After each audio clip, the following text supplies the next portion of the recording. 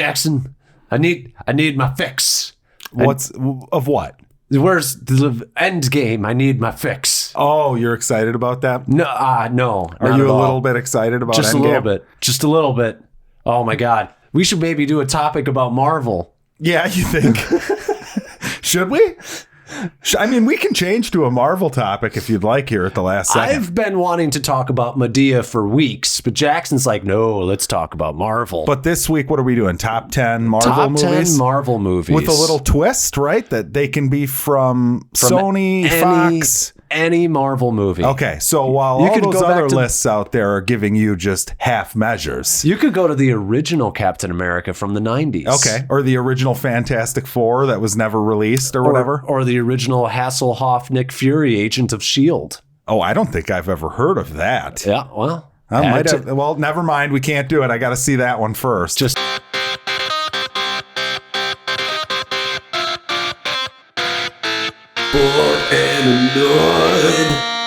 It's insane the amount of Endgame hype news that's coming out right now. I'm not going to be the hype man just yet. All right. I do want to say, so this is kind of interesting. So apparently John Cena might be getting a role in the Suicide Squad movie that James Gunn is directing. I saw that. He's got charisma. I don't mind that news. I have no problem with that. Right. I don't know who he could play. I mean, he kind of goes both ways with me. Like he's fine sometimes, and then sometimes you're kind of like, yeah. Yeah. He did have that great line in Bumblebee. I don't even remember what it was, but they were at like the boardroom table. Oh, yeah. The rest of his shit was terrible. The whole, but he had like, a funny they're line. called Decepticons. Yeah, that was pretty good. Yeah. Yeah, the delivery on it was pretty good. I like him. So James Gunn likes the wrestlers, huh? It's kind of nice. Yeah, he likes those wrestlers. I mean, right now, I'm seeing John Cena has comedic chops, but I haven't seen him show off much. Like Batista seems to have, like, actual, like...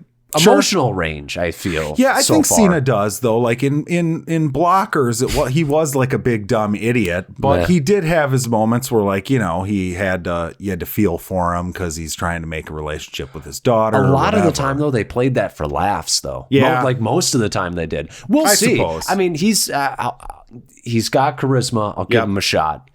But otherwise, there's some DC news. Apparently, so DC. No, whoa!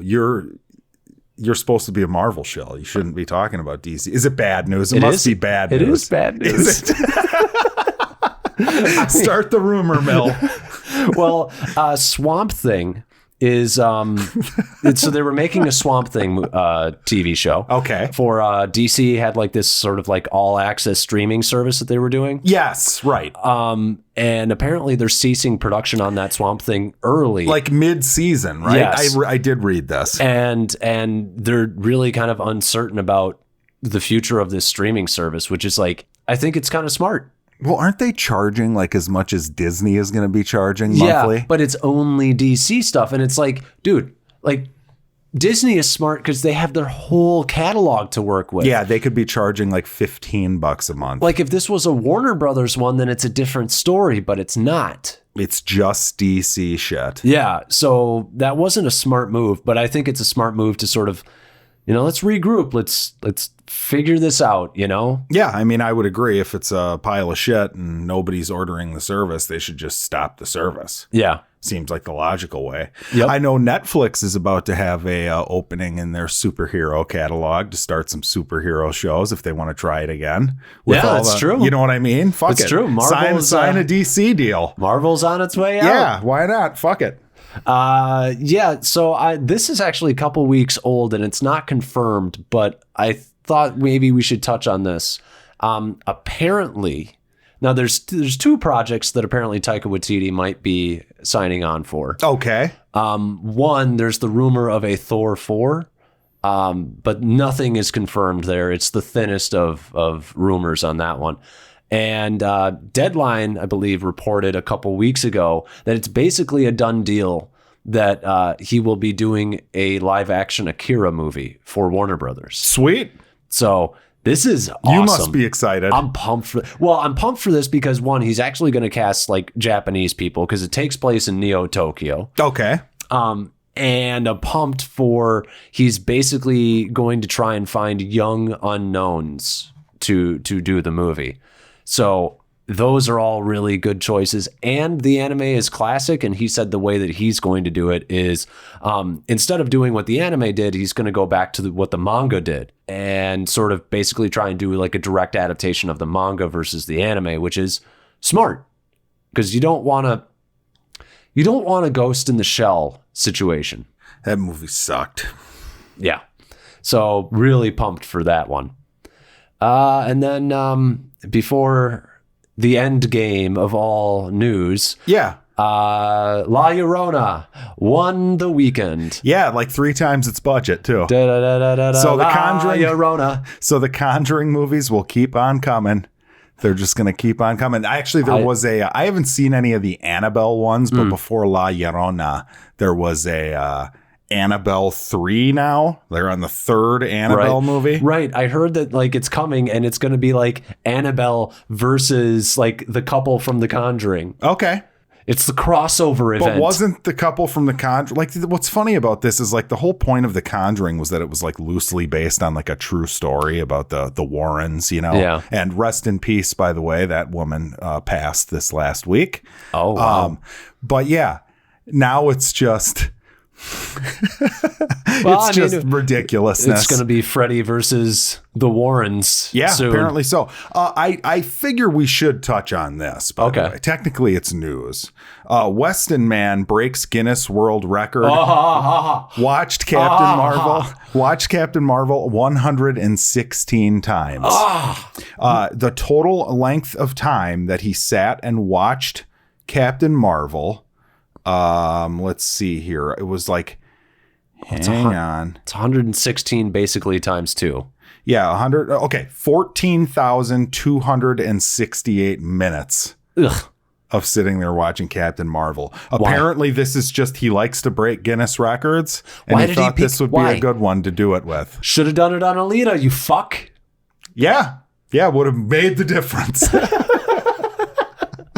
But yeah, this is just insane. If you guys want to look this up, his name is Steve Ruppel. He's a chiropractor. He's actually from Wisconsin. Of course he is. On the side, he likes to break Guinness World Records. This is his 5th world record. I'm not going to go through and find the other ones he's broken. You guys can do that on your own. But yeah, he loves superhero movies, so this was a pretty good fit, he says. I knew it was going to be around for a while, and I thought it would probably be a good choice for this particular record. All right. There's another movie that's coming out like this week. Is this record based on time spent, or does he need to watch the movie X amount of times? You know what I mean? Right. Because if it's time spent, you go with the new Avengers movie. 3 hours long. Right. Yeah. If it's how many times you have to see it, then you find the shortest fucking movie that you can possibly find. Right. And that's how you do it. Yep. Hour-and-a-half movie. So either way, he fucked up. It's kind of true. Speaking nothing of the quality of the movie that he chose. Yeah, I mean, it's an all right movie. It's fine. It's fine. But I mean, would you sign up to see a fine movie? 160. I love movies, and even the movies that I love, I don't think I've seen 116 times. It's pretty nuts. Apparently, there's shit he has to do too. He has to like get his picture taken at the poster every time he goes, and he has to like log his entry and exit times and shit. But yeah, he was serious about this. He saw it 116 times. This was in Rothschild, Wisconsin. So yeah, look it up, people. I mean, send him some mail. Find him, send him some mail. Tell him, he's a hero. Send him a bag of turds. Although I don't know if Bree would like this. He looks like a white dude to me. So the guy who broke the record, seeing her movie. Yeah, I mean, Bree, call him up, invite him to your next screening. 117, I'm sure he'd be down. Okay, trailer time. Trailer time. Can we do trailer time? Yeah, I don't want to talk about this anymore. So we have a Chucky trailer to discuss. I was just going to say that. Child's Play. It looks like the biggest waste of time I've ever seen. Now, if anybody can go back in the Wayback Machine, remember a few weeks ago, some smart people said something along the lines of, I hope that the idea was like, oh, we're going to make a commentary about like, Alexa and all of this shit that we're inviting like AI and all the shit that we're inviting into our homes. I'm hoping it's that versus like, oh, how could Chucky get away with this now with all the cell phone cameras everywhere? Oh, we'll make him something that can override cell phone cameras. I hope that's not the idea for this. Oh, he's like hacking. He's hacking it. Yeah. Oh no, please, dear God. No. I mean, I think it's gonna come. I really do. Oh no. If he's hacking shit, I mean, I don't know what to tell you, Jackson. I haven't even thought of that. Yeah, so it is going to be Skynet with Chucky, and if you want to hear the rest of that conversation, go to the website, boredandanoid.com. You should be able to look up Child's Play and find it pretty quickly. But it looks terrible, and is it just me, or did they just tell Mark Hamill to do an impression? Oh, Brad Dourif. He sounds exactly like him. Like, what's the fucking point? Right. I don't get it. Well, we'll see how it goes, because I'm still not convinced that he won't slip into the Joker voice. Okay. In the extreme moments. Okay. Because I went through his voice acting career. Sure. He's got a lot of stuff in there. But he's got a lot of stuff where he plays the Joker. Okay. That is his defining role in voice acting. Well, that's going to be tough, too, because Chucky and the Joker have, like, similar personalities. Yep. Especially once he gets into that... Yeah, right. Like, it's going to be like... he's just going to go into it. But aside from that, it just looks dumb. It looks... I mean... Rated R, at least. Yeah, but I mean, okay... It doesn't look scary, and you broke Chucky. You made him... He's Siri. Yeah. So I was thinking about that. So you've got some people who see something like Chucky, and they're like, well, it's a 2-foot doll. What's threatening about that? So I guess this fixes that problem, maybe? Yeah, but it's not as interesting. It's a 2-foot doll that's demonically possessed by a serial killer. Right. And I mean, clearly, like, realism, I mean, it has super strength of some sort. Clearly. Yeah. So I've never bought that. Right. Yeah. Suspend your I mean, he starts like growing tendons and shit in the movie. Yeah. He starts like he becomes a real boy. Right. Yeah. He's like the evil fucked up Pinocchio. Right. Now he's a fucking robot who can like tap into drones and... Told you there was going to be hacking. Oh my God. Hacking. How stupid. And now what isn't clear still, is he Charles Lee Ray, the dead serial killer, or is he some sort of programmed computer chip that like some programmer put into the doll? Right. So if it's not Charles Lee Ray or the serial killer, this movie is just dead to me because that's not interesting. Yep. That's what makes it kind of fun and interesting. Yeah. Well, and then even if it is like, oh, he died and then we digitized a serial killer's brain to put him inside the internet, like, makes zero sense. He's Johnny Depp in that one shit-looking movie. I never did finish that. Oh yeah, you started that. I started that, man. Must have been great. I gotta go back. When you go back to watch it, start it where you think you left off. Don't watch the whole thing. Just completely have no idea what's going on. It's probably be fine. But yeah, any other trailers? There's Gemini Man with Will Smith. Will versus Will. Willie, big Willie style ×2. There were a couple scenes in that trailer that like looked like Uncanny Valley off to me with the young Will Smith and like the motorcycle and stuff. It looked very CGI-ish. We're getting good with that shit though. And it is interesting to see, we had basically Sam Jackson de-aged for an entire movie. Yeah, you couldn't even tell. Yeah, so now we're going to get that here with Will Smith. And yes, some of it looked off because you know what Will Smith looked like when he was young. True.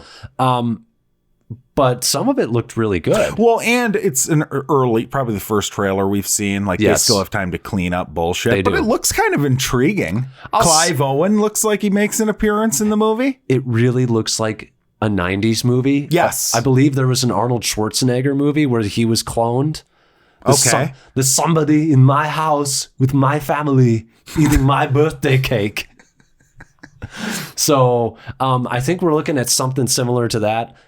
It's fine. It's Ang Lee, so we'll see how it goes. Yeah. I mean, he did, the one with the tiger, and He also did Life of Pi. Life of Pi, and he also did Hulk. And he also did Brokeback Mountain. Oh, shit, that was him? I forgot about that. Wish I could quit ya. Sometimes gay is better.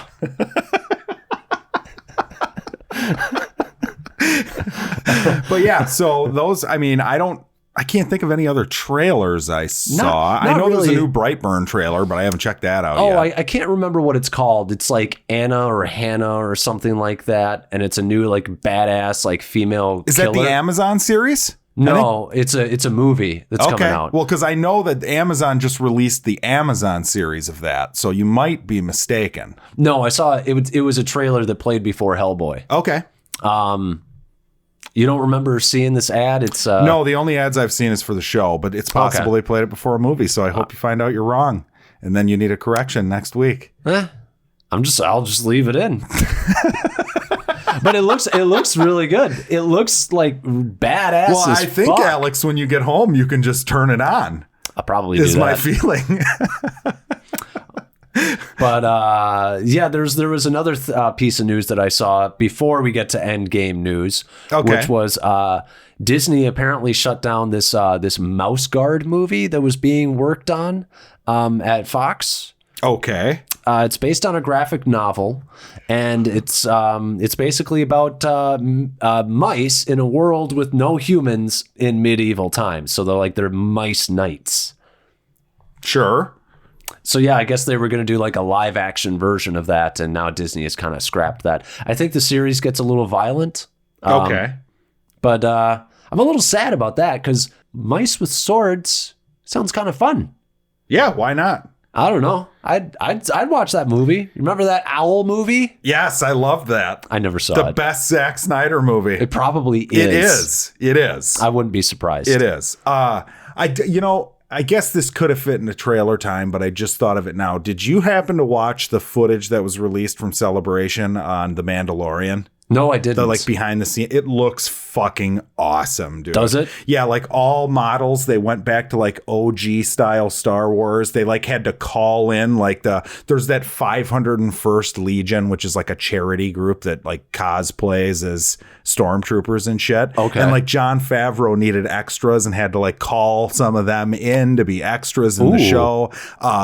It just looks fucking awesome. And apparently he's saying it was made for like original trilogy fans as its main, right. Yeah. So I'm really hopeful with that one because they've got awesome directors on board for different episodes. Jon Favreau's great. Yeah. It looks really good, man. I got really hyped watching it. It's probably the only thing Star Wars related that I'm actually excited for now. It looks pretty fucking great. So You're not excited for me?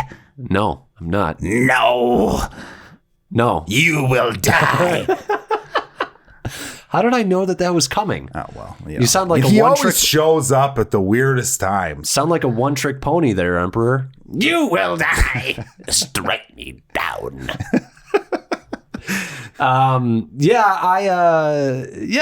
not much news beyond that stuff. Endgame stuff is pretty interesting though.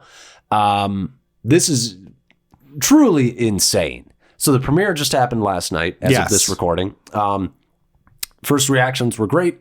That was to be expected. Apparently got a standing ovation at the end of the movie. And currently it sits at, after like 40 or 50 reviews, 98% on Rotten Tomatoes. So we were looking at a pretty good movie. Okay. The real insane thing is looking at how much has already been sold for pre-sales, both here and in China. I had a buddy at work who was talking about, he was trying to find tickets and he found like a 3:00 showing for him and him and another person, but it sounded like it was just a nightmare. Yeah. So it has sold 27 million in midnight showings alone in China, which it shatters the records, which was like one of the Fast and Furious, which was like 9, and Infinity War, which was like 14. Okay. Shatters those records. Rumor is it's done 140 million in pre-sales alone in the US at this point. People are projecting it's going to make like 200 in the first weekend then, right? Well, easily. Yeah, Infinity War made 257. Oh, yeah, They're so it's saying gonna- they're saying there's God, it's so weird. I can't imagine being these people. Like my mind can't wrap my head around like people who don't have tickets right now, Right. Who are gonna go, like Right. They exist, right. Well, and then, the insane thing is, we were saying like, 2 weeks ago, all of these, prognosticators who are box office experts were saying one of the dumbest things ever, which was it could make 200 to 250 million. And I'm like, Infinity War did 257. And this is shattering those records on pre-sales tickets. This is beating 257. I don't know how much, but now they're saying 270 to 300 potential. Okay, That's pretty crazy. That's fucking nuts. They're saying 250 to 300 in China opening weekend. Yeah, so it's gonna break every record ever conceived by a long shot. If it's good. If it's good. If it's good. And then, the thing is, Even that if it's not good, even if it's not probably. good, the amount of the word of mouth that's going to go around is only going to affect Sunday. So it's still going to it's still guaranteed. This is the safest bet, like box office wise, of like all time. It's going to beat the opening worldwide record set by Infinity War. It's gonna beat John Carter in like 8 hours. It will. How much did that made like 300 total? Right? Yeah, it did okay in Russia, I believe. Like, really shattered the mold in Russia. Speaking of Russia, Oh, I'm not going to get too political here, but Collusion. our government could maybe do a little few more sanctions on that country based what'd on they do? Are they blocking Endgame from being it's released? the last country to get it, and it gets Disney is doing more than the U.S. government. We need a Trump tweet. I'm really just ashamed of Russia. I'm ashamed of Disney for not putting the there you movie go. out there. Yeah. Shameful. You think he's going to screen Endgame in the White House? Can you imagine being like that guy, the president, who can just like, yeah, I want to see that. Send it over. I mean, on top of all the other cool shit that presidents get to do. I don't care what precedent it is. My movie cost money to make. You're paying for it. Oh, you think so? That's what I'd say. Suppose, yeah. I don't know. I think the FBI can get a bootleg for him. Hey, if they're if they're breaking their own laws, Impeachment. they fucking put that FBI warning That's true. about piracy, and they don't have it's to all follow over. the Yeah. rules, though. Doesn't apply That's to just us. for us little people. That's a Washington Yeah. all over. It doesn't apply to us. But that's kind the of like elitist, assholes in Washington just get to bootleg movies and TV shows. those sons They've of probably bitches. already seen the second season of Dark. The German consulate brought it over. Yes, for sure. The last piece of Endgame news that I find just insane is the worldwide box office. I mean, it's going to be broken. Like, that's a guarantee. But there's a outside possibility it could hit 1 billion in the weekend. All right. That's just crazy. It won't have Russia to put it over the hump, though. That's actually kind of true. If Russia was there, I think it would be almost a safe bet that 1 billion would be in the bag. It still might happen. That's so much money, I can't even comprehend it. And it's opening fucking weekend. We're in the wrong profession. We need to be making the movies. Yeah, well, not talking about them. Talking shit about the people who make the movies. Yeah, They so they work never- super hard, and we just tell them they suck. And they'll never hire us. I listened to episode 46. I know what you said. Yeah, right.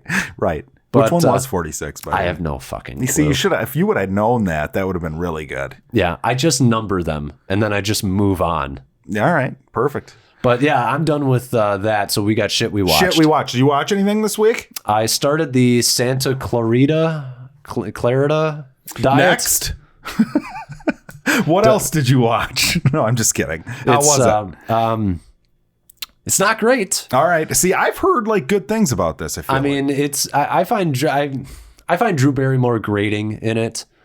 It's very weird. I feel like she's kind of an actress who, and we just talked about talking shit about people. Yeah. But I feel like she's somebody who, because she was a star child actor, told to be like cute and be whimsical and You think stuff. she coasts a little bit through her career? It worked when she was a kid, but I feel like it's kind of off-putting when it comes out of a 40-something-year-old. She does, yeah. She's not what she was. Like, Right. Yeah, you're not that cute little blonde anymore. Or and whatever. it's irritating. Basic premise is that she wakes up one morning, she throws up a shit ton, and she becomes a zombie, but not like a zombie that's like looks like a zombie. She looks like herself, but and she can talk, but she needs to eat human flesh. But she's still kind of a normal person. Other than that, is it not like a horror show? Or is it not really? It's more of a comedy. Okay, it's like a sitcom. Is it like Zombieland type feel? Or funny you say that. Okay, director of that did this.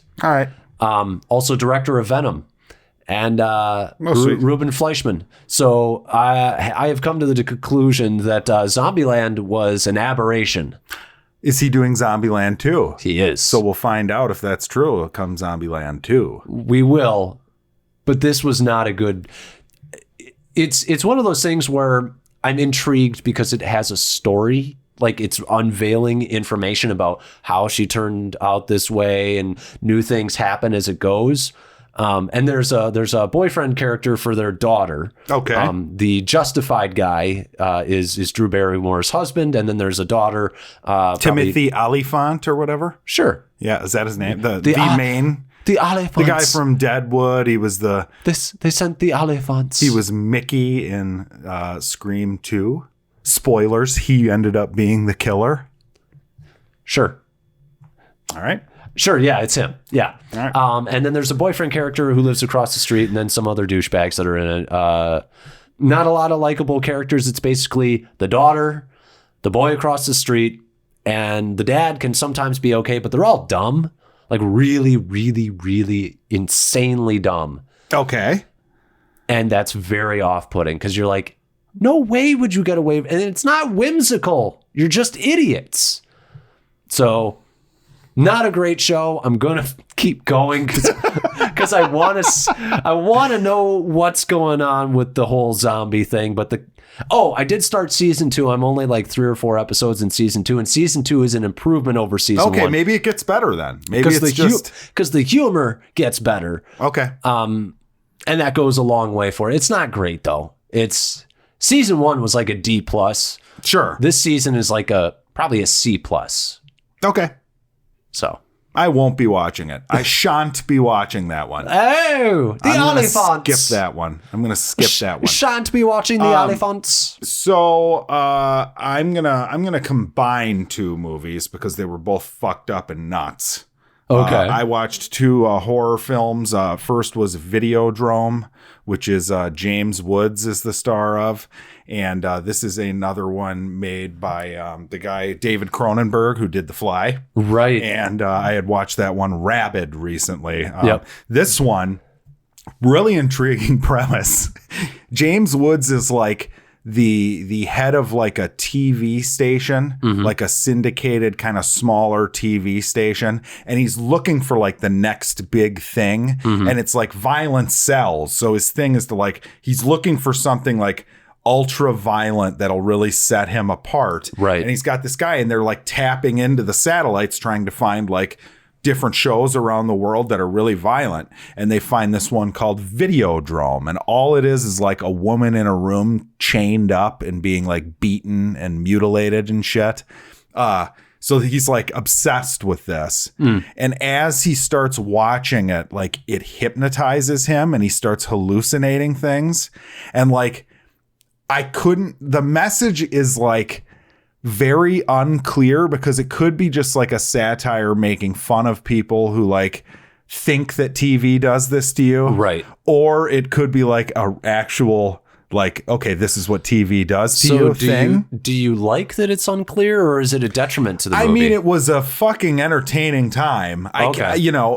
at the ending, and I don't want to spoil the ending for those of you who might be interested in seeing it, but the ending is the part where you're just like, what the fuck? So I don't know if I loved the ending, but there's things in this that are just bizarre. Like there's a lot of phallic symbols and like vagina looking things. Like there's a scene where James Woods has this gun and he's like sitting on the couch, and all of a sudden there's like a big vagina looking hole opening on his stomach, and he like sticks the gun into the hole, and then like the hole closes, so the gun is in his stomach, and then like in a later scene, like he reaches in and can pull the gun out.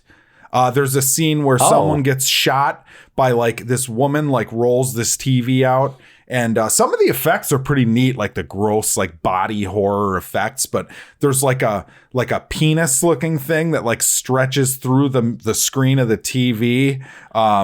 And it shoots someone, like someone gets shot by a penis. Like it's all about like sex and violence. And I shan't be watching it. It's good.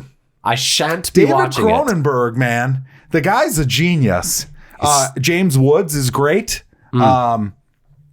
I would recommend this one. I'm going to give this a B+. Wow. A B+. Yeah, Okay. This was a fun movie. And then the other weird one I watched was called Society. Society. And this one is about a kid. He's growing up in like Beverly Hills, and his parents are like these rich snobby people, and his sister's like a rich snob. And he starts to think something's off with them and like this elitist class that lives in Beverly Hills. Okay.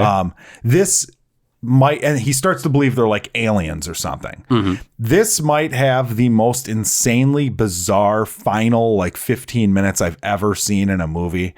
There's a giant like orgy horror scene with like, okay, one thing that happens in this, someone sticks their hand, and you don't see the actual penetration, but sticks their hand like under someone's shorts, pulls up, you see the fingers come out of the eye sockets and the mouth from the inside, and then pulls back and pulls the person inside out. It is fucked up. Again, now the problem with this one is, while Videodrome, you could kind of follow the plot as it was going. Right. This one, like there's whole sections where you're just like, I don't know what the fuck's going on. It's a fever dream of a movie. It's very weird. Yeah, it's very weird. It would have been like a D+, but the last 15 to 20 minutes are so out there and fucked up that it really elevates it to, I'm going to give it like a C+. I'll give it a C+. Maybe I'll just watch that scene. Without context, it would be like amazing. I can't even imagine. Like, there's a scene where like somebody's like gets called a butthead earlier in the movie, and then like all of a sudden the kid walks into the room, and like it's an ass with a head in the middle of it, like talking. Like, oh, you called me butthead. It's and it's from the guys who made like Reanimator.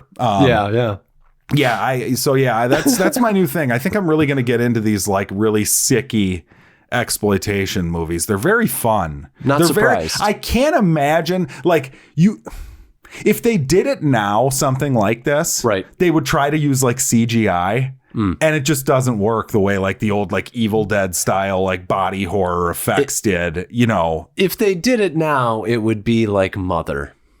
They would try and make it like Mother. They would try to make it like so deep and So I'm going to tell you, I finally watched The Favorite. Oh, really? What'd you think? I thought it was great. Yeah, it is great. It's really fucking good. It's disturbing at points. It's highly amusing at other points. The acting is really phenomenal. Any three of those women could have won that award. I would agree. The Queen is really, I mean, she really does knock it out of the park, though. I mean, you feel like horrified for her, and then you laugh at her, and she's just this. And you're like, you feel terrible for Emma Stone and Rachel Weisz. It's like, whoa, who would sleep with this person? But then you get pissed at both of them. Yes. Like, they really do a good job of like making you like hate all three of the characters, and then like one of them. You start like taking sides as the movie goes on. You start taking different character sides. I love what happens to Rachel Weisz. She is a complete boss in this movie. I would agree. Unbelievable. There's a scene where she just walks in after going through hell, and she tells all the you know, the madams to leave or whatever. And just complete boss move. She is amazing in this movie. Yes, they're all great. Emma Stone is always great. So like, it's no indictment on her for me to not say that. Not, I mean, I don't know much about Olivia Colman. Rachel Weisz is always great. She's always great. Yeah. I was just really blown away by that because I was like, oh, fuck. Put her in an action movie. Yeah. I mean, she was in The Mummy. That's right. She was the damsel. She was the, Yeah. And then she was in Constantine, but she was still a little bit of a damsel. Right. Yeah. So put her in like a kick-ass role because she kicked ass in this. Yeah. I would agree with that. Yeah, I really liked it. I loved the wide angle lens, like the fisheye lens that some he of used. that shit, like that was one oldie time movie that like if it would have won for like set design or something, maybe it did. I don't remember. I believe they actually went to like real old castles. It looked great. And like the cinematographer was literally like, I don't know how to solve, like, I can't get like the whole, like, he's like, I could put a fisheye, and the director's like, yeah, put a fisheye lens on it. And it works. Well, and it gives you that uneasy feeling. Yes. Yeah. They need to start doing that in more horror movies too, with that fisheye lens, that dream-like weird feeling that you get when you see something like that. And I like the whole, like, the shooting range bits. Oh, there were so many good bits. There's just a lot of really... I liked Nicholas Hoult in it too. He's like, he was good. Was he gay? Was he not gay? I don't know. It really doesn't matter at all, but he was great. Only thing I will say, I'll give my grade after this. Only thing I will say is that Emma Stone, I feel like, wasted showing her nip in this. You wanted a better nip showing? No. I'm just saying, like Emma Stone is somebody who I don't know if I've ever seen her boobs in anything. I mean, it's a decent, tasteful represent. I mean, it's like it's a real movie. It's not like some titty movie or something. Right. It's not. It just felt unnecessary at that point. Because I was like, well, we went at that point in the movie, we had gone out of our way to hide anything. Sure. Through the angles and whatnot. And so I was kind of like, well, this is just sort of unnecessary. And it's not even a big deal. It just sort of was a thought. I was like, well, that's sort of weird. You know, you went through all this trouble to hide it. Could have just hid it here. I would have been fine. Everybody would have been fine. I'll take a nipple where I can get it. I mean, it's not bad. It's fine. It's not bad. But I'll give it like a B+. Oh, B+. Didn't crack the A for you. It was really close. I don't remember what I gave it, but I feel like it's like an A- at least. It's really close to an A-. It's really Yorgos close. Lanthimos is fucked up. I think it's my favorite movie of his. You haven't seen Dogtooth yet. I haven't. Oh. Yeah, well, it's a movie that's got rape in it, so I'm not entirely sure that I'm going to be... Oh, it's fuck. Is it, I mean, does it have a rape scene, or is it like a... I don't know. It's somebody who's being told to perform oral, and they don't know what they're doing. So at the very least, somebody is being taken advantage of. That's true. But it is bizarre. Yeah, I mean, it's just one thing after another of bizarre, whacked out, fucked up entertainment. Yep. The guy is good. He's good. I mean, Put that on the Blu-ray box. The guy is good. From the director of Dogtooth. Guy is fucked up shit. The movie where someone is told to give head to get a streamer glasses from someone else. Dogtooth. 4 stars. It's for the whole family. Jesus Christ. One fucked up family. But it's great. I watched a long Nightmare on Elm Street documentary called Never Sleep Again that I had seen before. It's 4 hours long. It breaks down the entire series. Nightmare on Elm Street through Freddy versus Jason. Goes through each movie. Like, tons of people are interviewed and shit. The only ones that weren't interviewed are like Johnny Depp and Patricia Arquette, because, you know, obviously they're a big deal. Yeah, right. But really good. If anybody's interested in something like that, I mean, they literally spend at least like 20 to 30 minutes on every single movie, you know, and they're willing to shit on the ones that are bad. Right. And like admit where they fucked shit up. But yeah, that was really good. And then I watched Nightmare 4 after watching that. So that made me in the mood. And that one's The Dream Master. At some point, I will share my thoughts on the Freddy Krueger saga with all of you fine gents and ladies, but not today. One of these days, we're going to get back into the whole like make one of us watch a thing that the other one hasn't. And that would be one of them. We'll have to go through the Freddy series because I've seen the first one, but I haven't seen beyond that. I started. It's the third one, like Nightmare of Freddy or something. The third one. Well, there's 7, which is Wes Craven's New Nightmare. That one's great. The one where it's like a movie. Yeah, and she's playing the actress. Yes, she's playing herself. Yeah, I started that one. But yeah, we should do that again. I'll watch you find those, me something, and I'll get some anime for you to watch. Fair enough. Oh yeah, I gotta finish. What's it fucking called still? Death Note. Death Note, yeah. Death Note, yeah, it's good. It's like Death Note. Yeah, it's good. That is a sign, though. It did start to get a little worse. I stopped. It did. There's a point. But yeah, anything else you watched? Other than Game of Thrones, no. Okay, well, let me just burn through these. I watched Infinity War. It's pretty good. I watched. Understatement of the century. Yeah, it's not bad. Everybody dies at the end. Spoilers. I saw the Curse. I forget. What did you give that for a grade? I forget. B plus, A minus. I thought it was an A minus. I think we were both A minuses on that one. It's good. It's pretty good. It won your best picture of the year. Did it A minus win your best movie of the year? No, it was an A. Yeah. I mean, I also recently rewatched it. I'm just like sitting here quoting this fucking movie, and I'm just like, here's a good bit, and here's a good bit. It was weird though watching it because I hadn't watched it since it came out on Blu-ray. Mm-hmm. It's a little faster paced, and there's tons of shit going on. Like I don't know why, but in the theater, like it didn't hit me like that. Like it's not as good from a dramatic perspective, the non-Thanos stuff, I should say. Mm. As I remembered, but it's still fucking amazing. So I'd say I love the little wizard guy. He's like my favorite fucking thing. I love that character. Oh, he's great. I love I love the movie. Yeah, I think it's fucking great. But I mean, it's no Shazam. But, thanks. It's no Hellboy. The Curse of La Llorona. Ooh.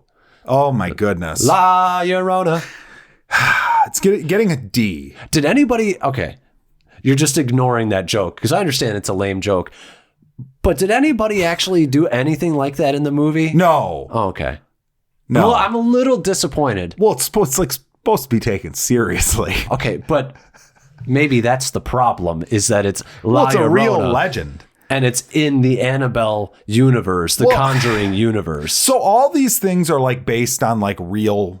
legends. Yeah, and this one might have been like the coolest sounding one. So basically the deal is La Llorona, it's the curse of the weeping woman. Yep. And apparently she was like married to someone who cheated on her and decided to drown their children because that's what would hurt him the most. Oh. And then she felt guilt and killed herself. So the legend has it that she's always been on the lookout for kids to replace. Right. So that's like and like you hear that and you're like, oh, that's kind of intriguing. That's like an interesting, like tragic tale or whatever. Yep. There's a really good movie about that, like that exists in your head. Like that sounds like a neat idea. Just do that movie, right? Like prequel style. Like do the story about that. Prequel style. No, instead they share that story in these like exposition dump scenes where she goes to visit the priest who like tells it is the fucking essence of cookie cutter like jump scare horror. And then there's like the exorcist type character who shows up and like knows how to defeat La Llorona, and it's terrible. I avoided this week, and that's why we're not doing a special review. Yeah, we don't have episode. a review, and you need to watch Tin Star season 2. By the way, I do. We had a request. It'll be from coming. A listener. It'll be coming. But it and from me. But no, it's bad. It's not as bad as The Nun. Yeah. Like there's enough there. Like what's her name? Linda Cardellini or whatever. She's the star, and she's good. The kids are good. Like I said, I kind of like the premise of this one. Right. I don't even know. Like, if you ask me what the premise of The Nun is, I can't remember. I have no idea what that was about. Creepy nun. Well, never mind. Sounds great. But yeah, there's a bunch of there's scenes where you're just, you're sitting there like arms crossed, rolling your eyes because you know what is coming at every fucking moment of this movie. It's terrible. Jesus Christ. I just realized I forgot that The Nun The Nun is part of the Conjuring universe. Yeah. I forgot about like the ending of the movie where they tie it all together. They improved on that, and it's still getting a D. Okay. How does this connect to the Warrens and their journey? So there's a scene, one of the priest exposition scenes. The priest says something along the lines of like, "And I never believed it until the doll, like someone showed the doll, and that is, you know." I know that people can't see me reacting, but I'm convulsing. Yeah, are you okay? Are you dying? Yeah, this sounds horrible. No, but every scene, like there's one scene where like the characters are morons too, because like they know the whole movie depends upon the family not telling each other that like they've seen this thing.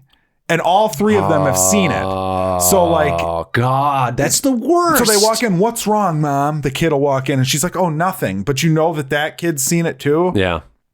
Like even the mom is playing a part of this game of not telling anyone that you've seen it. The worst. I feel like some of the worst things that you can do in a drama or just about any story other than maybe like a sitcom is the relying on misinformation or people holding secrets. Yeah, right. That's what this movie is. The first part of this movie is all that. It's so weak. Well, and then there's so many scenes. Like there's a scene where they get the ghost out of the La Llorona. They get her out of the house, and they like exorcist guy like knows these spells. So he like he puts this shit in front of the front door. It looks like rose petals or something. I don't know what the fuck it is. Nerds, you can tell me. But then like they cut to that area from another scene, and this little girl, somehow there's a doll outside that she like left out there outside the door, and this little fucking girl, and the guy had told them like, "Do not break the seal. If you break the seal, she can get back in the house." Okay. And the little girl is reaching for this doll, and it's like just out of her reach.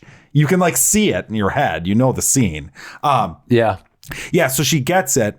And, you know, this is the moment where you're supposed to, if you're a complete fucking utter moron, you're supposed to go, "Whew, it didn't happen." But then as she pulls it back, she breaks the seal. The fucking monster gets back. It's just shit like that where you're just like, okay, I know exactly what's coming here. Oh, and there's other doors in the house. Why can't she enter these other doors? This isn't a house with one door. Wow. There's a scene where there's like an umbrella gimmick where the little girl has like a clear umbrella. I saw that in the trailer. Yeah, and TV. when she looks through it, she can see La Llorona. Yep. And the umbrella keeps blowing away. It's like, gee, I wonder if something is going to happen jump scare like when she gets to the umbrella. Why don't you just take the umbrella and just literally just put it over your head? If it allows you to see her. Right. But do you want to see her? Because these movies are confusing. Yeah, but she only grabs you if you can see her. Oh. Like if you Wait. Like every time she grabs one of the kids, because that's the other gimmick in this. So this is the scary moments of the film, and I used quotations here. You know, scary. We're really moments. good at this podcasting thing. Are when the ghost grabs one of the children and like there's like a burn mark that's left. So that's like where the tension lies, like, you know, but they do that like 8 times and it doesn't make any sense. If that's her move to like grab the children and burn them, that's just a weak ass What are you doing? This is my only move. Yeah, well, she drowns them, I think was the idea. But yeah, it's just like that you have to see her. Them. Like nobody gets grabbed by her and they can't see her. You know what I'm saying? And then they set up this kind of neat idea where like once you're grabbed by her or she's like put her spell on you as a child, when you hear her crying, you're just like you have to go to her. Oh, you're just compelled to go to her. And that was kind of a cool idea. That's more interesting. They did it like once. That's way more interesting. Yeah. And then, okay, so what else bothered me? Because this is one of those movies where I can just like shit on like actual things. And this is all spoilers, by the way, so mark that. Or don't. Fuck them if they want to see this. You heard it here first. There's a scene where the little girl is taking a bath and somehow they all know that the monster is around at this point. And the mom and the son are like downstairs in like the opposite corner of the house, as far away from her as humanly possible. It's a horror movie. And she starts like getting drowned by the evil, you know, La Llorona, and like banging against the like the bathtub, and the mom can hear her. It's like, you know, I forget her name, but like, darling, what's wrong? And like it takes like 10 to 15 seconds until she gets off her ass and runs up to the bathroom to see what's going on. And they all know at this point. Yes, I believe. I think so. I mean, there's no reason. That's how I remember it. I mean, this is what.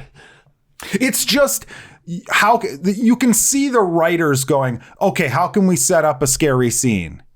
Like, who cares how we get there if there's any logic behind it? How can we put a jump scare in here? How can we put scary imagery in here? And there, you need to get there with something. It's awful. It's just awful. You're getting tired by listening to it. Yeah. It's like everything that you expect from a bad horror movie. Well, and it's like, it's trying to be like it's a poor man's Conjuring. Like James Wan knows how to do this shit. Right. He does. Yeah. Yeah. And like, this is just an awful version of it. It's a D, but the more I talk about it, the closer it gets to being an F. I mean, it is I'm terrible. so happy that Marvel started the whole cinematic universe thing, and we can thank them for The Nun and La Llorona. What really is annoying about this is like, these are ruining any excitement I would have for another Conjuring movie at this point. I just don't care anymore. You know what I don't understand? I mean, I do understand because it's cheap horror and they is make cheap money. and they make money. Yep. But I'm like, you're ruining the idea of like a cinematic universe. Like, they should eventually all meet up. It should be Annabelle versus the Warrens versus La Llorona versus the Nun. You know, that should be I don't the know thing. How that works. Yeah, it'd be more interesting. It'd be fun. Let's have some fun with these goddamn movies. Well, and it's funny too. It's like, just because you can make it cheap means you have to use a shitty script. Like, why can't you make a good $9 million fucking movie? Hire me. I won't make. Now, it might not be great, but it will not have those mistakes in it. No. Well, they're not even mistakes. They know. That's what pisses me off, is they know. They're not sitting there like, oh, we're making something actually good. They're sitting there. It's a choice. It is. It's a choice to be bad. And it was a wrong choice. Yes. So it was a mistake. It was a right choice, apparently. No, wrong. It tripled the budget. I don't give a fuck. And last thing, I have the moral high ground. I've decided that these, this is obvious. I mean, if you have a brain, I guess this is obvious. But these style of horror movies are the worst ones as far as who's in the theater with you. Oh, I sort of figured. Like kids, at fucking 2 of us got out of the theater and complained. We were shushing. Like, 2 of me and another guy in the theater. Right. Like, I was walking back from telling the front desk, like, you got to get these kids out of there. My question is, what do you mean by kids? Oh yeah, they were teenagers. Yeah. Get off my lawn. And there were 2 shut ups and a shush and a shut up from me and a shut up from someone else and a audible like, sorry, and then keeps talking. Figure that one out. And then I got up, and as I was coming back to the theater, another guy's walking. He was walking out, and he's like, "Did you just tell? Are they going to do anything about it?" I'm like, "Yeah, I think so." And somebody came in, and like the guy was like, "It's them right there." and I have decided I want to open the first movie theater with no crinkly bags allowed of candy, popcorn, anything. I want everything soft and boxed. Good luck covering that overhead. I mean, it's $20 to get a fucking popcorn. Now it's going to be 30 at your place. Oh, but it's just like people, and it's that they're rude with how they eat it. Like you constantly fucking, and I know I sound like an old curmudgeon asshole. Get off my lawn. But you're fucking sitting there and it's like this silent scene where they're setting up the jump scare, and all you hear is just like, you know, people shoving shit in their face, fucking reaching in. Oh, I need that purple Skittle all the way at the bottom. You know, like that's how it sounds. It's just fuckers. Damn kids and their Snapchat and their Skittles. There was a girl on her phone behind me, and you know the place I was at has those dividing walls between the rows, which is nice. Yeah. But I still had that like light back of my head. I could see my own like. Yeah, and that's how bright they had their phone. Yeah. Okay, I'm going to join in because I've been giving you enough shit. This is fucking terrible. I don't think I've ever been to a theater where there's been multiple shut-ups and shushes. Yes, multiple shut-ups and shushes. That's pretty bad. That's pretty bad. Should we go into Game of Thrones? Yes. Sorry. I was killing everyone's time. I mean, I felt like La Llorona deserved a good chunk of time. That's all right. That's all right. This might have been one of my favorite episodes ever of the show. Really? Yes. What did you love so much about it, Jackson? Everything. Really? I loved every moment of this. Favorite scene is the fireplace scene. Okay, yeah, clearly. Yes, with the knighting of Brienne. Oh, spoilers for all of this. If you care, right. I mean, if you care, you'd watch it. True, but maybe they've been busy the last couple days, whatever. This is going up on Wednesday. You're fine. Okay. Well, either way, yeah, the show, it almost made me cry like 3 fucking times. This episode did. The Theon returning part was great. When Sansa breaks down. That was the strongest emotional moment in the episode, I would say. The Brienne part was great. It was great. It wasn't tear-inducing, but it was good. It almost got me. I love the characters, though. And I love Jaime Lannister. Mm-hmm. And I'm just sitting there grinding my teeth knowing, like, fuck, she's going to get killed. I just know it. I was joking with a friend at work today saying, like, watch none of them get killed. Yeah, I mean,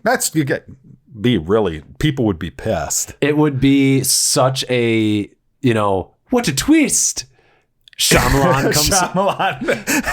comes out from that white tree. I mean, this was epic storytelling to me. You had the Hound up on the wall and just all the characters, like knowing it's their final moments. I fucking loved it. I liked it more than the first episode of this season. Because the first episode of the season, while nice, was pretty slow. The problem that I have with it is that this season has like 6 episodes. Who cares? This is the good stuff of Game of Thrones. I mean, I like the stuff that we got, but I'm still sitting here saying, like, I mean, not a whole lot happens. Like, I get to spend time with these characters, and it's nice because I like them and I like their interactions. But I'm like, so Arya loses, and it's character stuff, but it's not big character stuff to me. Okay. And it sort of felt like we were wasting time. See, I look at this entirely, like, to me, that everything's already happened. Everything that you needed to see is like your story of how we got here. That's kind of my point. Well, right, but it's already happened. You're at the finale now. That's it. That's all. You're not going to get all these huge revelations and shit that are going to happen this season. It's just we set it all up. Look at this as the 1 episode fucking finale. It happens to be 6 hours long, and you're going to get an hour and 20 minutes of nothing but fighting in the next episode. Is that what it is? Yes. Okay. Yes. I mean, that'll be good, and that's what I want. But it won't be as good as this episode was, in my opinion. Unless there's like a great death scene with like a, Well, there needs to be good death scenes. There still needs to be good character moments. But my thing is like, I don't feel like the story is over. There still needs to be revelations, I feel, at this point. Like maybe 1 or 2. I think, well, I'll save an idea that I had for later on. No, let's hear it. I want to hear your idea. No, it's not a great idea, and it's certainly not fleshed out, but I was like, there are ways that you can play this where, like, like we've talked about the gods quite a bit on the gods, sure. Yeah. And we know that the Lord of Light is a thing that exists. That has real proof. We don't know that. Okay, but we don't know it's a particular Lord of Light, but we know that there is some sort of entity. Magic. There is magic, and there is some sort of entity that is bringing people back. Yes. Whether that's a god or not, we don't know. Yep. But we know that this thing responds to what he's being called. Okay. My thought is that it would be kind of interesting if we find out that the gods are like, we find out for real that the gods are real and they are indeed paying attention to what's happening. Could be true. Could happen.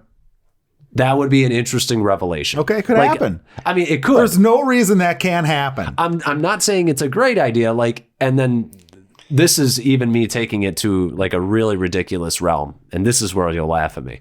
The opening credits sequence is really the board in which the gods are watching the humans play. Neat. I like it. Wow, I'm surprised you don't think It'd that's be hilarious if that was the case. Yeah.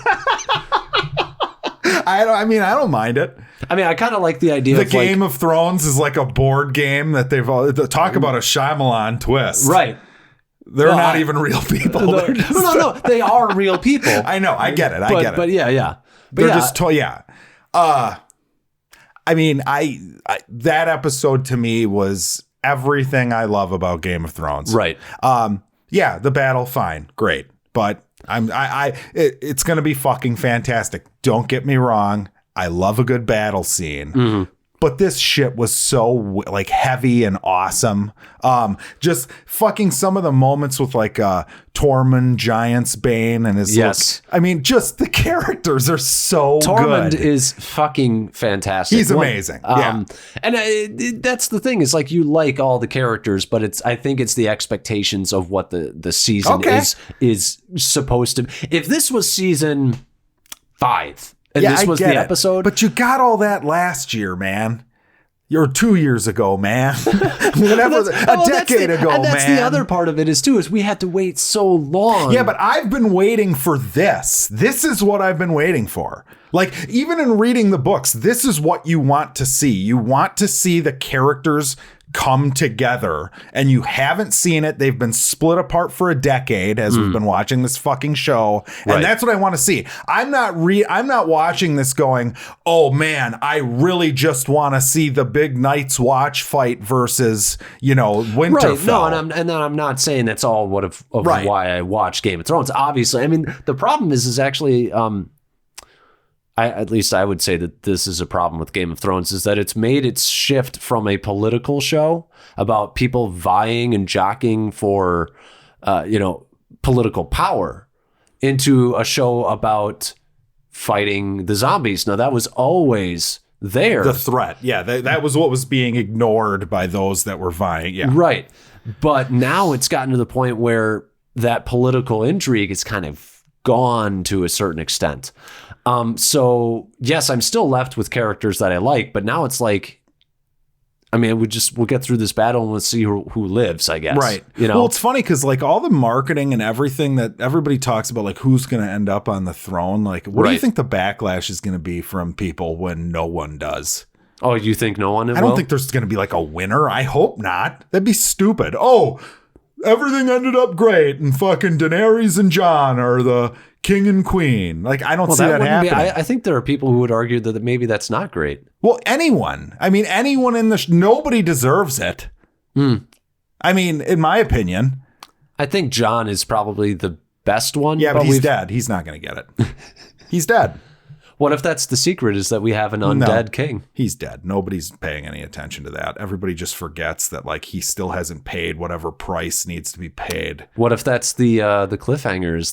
There's a price that the king has. There's a cliffhanger in the final season. Yeah. Well, it is getting to the point. I did start thinking, at least at the end of this episode, I was like, maybe they are just going to end it on a cliffhanger for a movie. Because I'm like, there's so little that's happening. They're acting like they just have all this real estate to play with.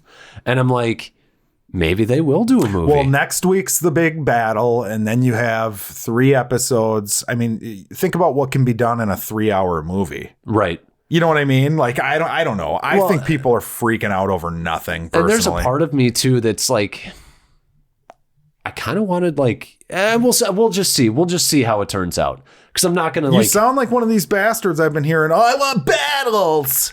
At this point, I feel like we're owed a little bit a little bit of the battles. How are you owed battles? That's all you got last season was battle, dragon battle. It's been 2 years, May. That's fine, but that, I need my fix. Like, it saddens me that this is why this show is big, because people just want fucking battles and tits all the time, tits and dragons. No, actually, when the tits came out in that Braun scene, okay, I was like, come on, like that's right. So Braun is being sent to kill Jamie. Yeah. Oh, you saw a little Arya side boob. We did see a little. That was Arya interesting. side, I didn't see that coming. Yeah. Sort of fine with that. Also, she's in her 20s. No, I didn't mean the boob. Oh, the scene? Just the scene itself. Oh, okay. I thought you were going to be like, I'm offended. She's young. No, I mean, it kind of makes sense. Also, the fact that she's just take charge makes sense. Right. Yep. I also like how hollow she looked afterwards, because it's like it didn't do anything. It doesn't do anything for her. Like, she likes killing. That's her sex. Yeah. Still don't like Sansa. I'm just kind of. I never really felt like she learned to play the game. She did like one smart thing, which was get Littlefinger. Where's Littlefinger been? What happened to him? Is he dead? Yeah, they killed him. Remember, they tricked him? It's been 2 years. They like tricked him. She like switched faces or some shit last time. Right, they acted like they were rivals with each other, and then they tricked him and killed him. Yeah, I forgot about that. And I miss him. I miss him. Yeah. Sansa. He's a character that creates tension. Yes. Sansa. I want you. I loved your mother. Yeah, it's not creepy at all. Yeah, he was the best. No, I'm not a big fan of Sansa. I like her. She's fine. She acts entitled. She's my least favorite. Daenerys acts entitled as fuck. She does, and Daenerys has been getting on my nerves recently. I haven't liked Daenerys in years. God damn it. I liked her when she freed the Unsullied. That was fucking amazing. Yeah, that was pretty good. That was like season 3. I kind of like how the thing that separates her from Sansa is the fact that she talks a big game, but she has something that nobody has, which is dragons, and apparently being like dragon fireproof. Like, she's got like superpowers. Yes, she does have superpowers. So like, to me, I'm like, okay, you got a reason to be cocky. Sansa, I'm like, yeah, but she's so annoying. She sat up there and fuck for like 80 years while you sat there. Like, are you going to go to Westeros yet, bitch? Yeah. Jesus Christ. That was a frustrating thing in that season. Yeah, Jon Snow was pretty good. Yeah, they're all good. I love Sam. Sam's one of my favorites. He had a great moment too, and that was the other one that got me, was him giving the sword to Jorah. Oh, that's good. Talking about Jeor Mormont and how he, taught him. Little Lady Mormont. I love her. So, yeah. Oh, she's great. I love her. She's like instantly one of my favorite characters. She's not entitled. She wants to earn everything. She wants to just kick ass. Yeah. I love and chew bubble gum. And she's all out of bubble gum. Yes. It's good. Got really excited for the next episode. That cliffhanger was good. Yeah, of course you are, because it's battles. Next week on Game of Thrones, battle time. Which one of us is a Transformers fan? That's fine, but battles? Oh my God. Yeah, just all battles? No, I would, the opposite would be true. If someone liked Transformers for like the deep, meaningful characters and dialogue, I would weep for the culture. When somebody likes Game of Thrones for battle, I weep for the culture. Correct. I mean, you can like Game of Thrones, but you better like it because of how I like it. I mean, I like the characters. Yes. Yeah. Well, sure you do. I think this is the reductionist in Jackson. I'm going to reduce your point to not a battle. It's going a little too slow for me. It doesn't mean I didn't enjoy it. It sounds like you're giving it an F. No, I'm giving it like. Did we even grade last week's episode? No, I don't think we did. I'd give last week's episode like B+. Okay. This week's getting an A+. This is one of my favorite episodes ever. Okay. I would give last week probably B-. Okay. And I'll give this one a B. It's got some really good stuff in it, but one thing after another is good in that one. It's nothing to me. Nothing was as good as everybody getting around the fire and talking, and I'm gonna freeze my balls off outside, or I'll freeze them here in front of the fire. It is crazy. That was so well written that I feel like, in a different season, to your point about like you need things to happen now because whatever, you could have just had an hour-long scene of that. That was kind of my point. Is like that was so good, and those are good. like. Literally, it was like the showrunners knew that these were like our favorite characters, and they just put all like basically the favorites in a room. Awesome badass characters all in the same room. Yes, and then there was one thing where I was like, okay, this is nice. I'm also getting shades of Lord of the Rings, which is when Gendry starts singing the song. Oh no, Podrick. Oh, that was. Can we talk about how amazing that was? Gendry is the one that Arya slept with. Right. Okay. Yeah. Okay. No. Can we talk about how good that was? Like that brought a fucking tear to my eye. That the whole Jenny song. It was good. Oh. It was still one of those things where I was like, yeah, but Lord of the Rings did it. They did it with that song of so like... what Game of Thrones in the books, there's songs like that. Right, I know. I'm just saying it brought me back to that. Yeah, and it was great in Lord of the Rings too. I did like it in Lord of the Rings. Yeah, it was great. It's just a nice thing. It is a nice thing. It's just one of those things where there is a part of your brain who's like kind of been here, done that. Okay, well, I didn't feel that way. Thanks a lot. Thanks for shitting on my birthday cake, Alex. I know I'm not alone. There is not a ton of love going around on like Reddit and shit for Game of Thrones. Battles! Battle time! I want battles! This week on Reductionist and Annoyed. That's what it is, though. If you read the complaints, there's nothing happening because no one's dying and there aren't battles. That's what it comes down to. I don't think that that's entirely. At least that's not my point. Like, sure, you can be nuanced and maybe you have a argument to make. That's fine. But like these fucking like toxic people all over the internet, it's battles. Yeah, I mean, I'm not gonna deaths. They want deaths. I'm not gonna Who's argue. gonna die next week is it for some people, and battles. That's all I'm saying.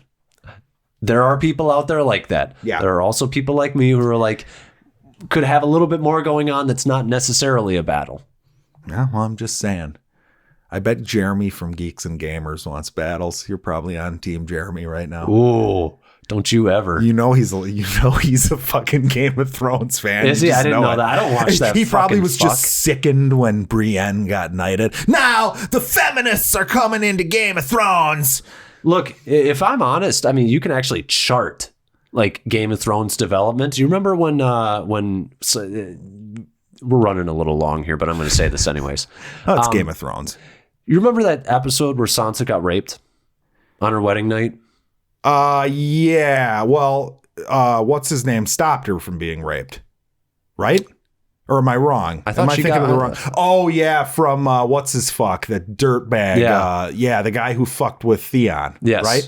Yes, I do remember that. That was rough. That was rough, and people were like really upset. And there was like a big like, is Game of Thrones to whatever? Right. And I think you can really track a development in what happened in Game of Thrones after that, which is you start seeing women are in more and more and more and more. Yeah, but I think that was planned. I do too. Right. But I think that they maybe, I don't want to say they forced it, but they really made a point of like, we're going to put women in power in just about every position. Well, they did it in a good way. It doesn't like break. It doesn't bother me. You can't notice it. It's not something that like you have to go out of your way to, it doesn't seem like ham-fisted inserted It just seems bullshit. Organic. Right. Which is how any sort of like. The other one that pissed me off more was when Jaime raped Cersei. Like angry. Yeah. I'd have to watch the scene again. Like it seems so bizarre to me that they wrote that. Right. Like it doesn't make any sense. But, it's really tough to. Well, because now it's like, okay, but now you turn Jaime into like you had his positive arc going. That happened. Right. But he's like, now he's a likable character again. It's just weird. I don't know. It's just weird. It's a weird show. It's almost like people are complex. It's true. Wow. Yeah. Yeah, but who cares? Battles, bro. I love Tyrion, man. Oh, he's the best. We didn't even talk about him, but what needs to be said? He's really? the best. He is the best. He is the best. Can we get to our topic now, though? Yeah, let's get to our topic. So top 10 Marvel movies. You said you're winging this? I'm winging this. I've always worked with a sort of fluid top 10 anyways. So. Okay, well, I guess if you're going to wing this, what order are you winging this in? Because I feel like it's only easy to wing it if you're going 1 to 10, right? No, we're no 10-1. 10-1. Now, do you We'll want make me to... it challenging for me. Okay. I'll start. Okay. At number 10, and remember, this is the top 10 Marvel movies, period. Ever. Not MCU. Sony. Yes. Anything. Number 10, I'm putting Guardians of the Galaxy. Okay. It's funny. I think it's great. And all these movies are great, in my opinion. Yeah. But yeah, number 10, Guardians of the Galaxy. What's your 10? What's your number 10 movie? Are we going to go more into depth with like the ones that we like a little bit more? Yeah, we'll go top 3 will be more in depth. All right. So, There's going to be lots of cuts in this section. No, I'll keep them all in. People can hear me think. No. You're thinking, but if you need to stop and think and it's going to take you a couple minutes, feel free to do so. I can always hit my vape, you know? It's funny because, as we were talking before you said Guardians, I was like, Guardians makes a really good number 10 because it's really, really funny, but it's got a little bit of a weak villain, even though I still like Lee Pace's performance. And I love the movie, but there are just so many great ones.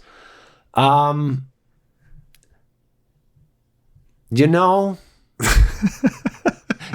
no... It's between that or X-Men 2. Okay.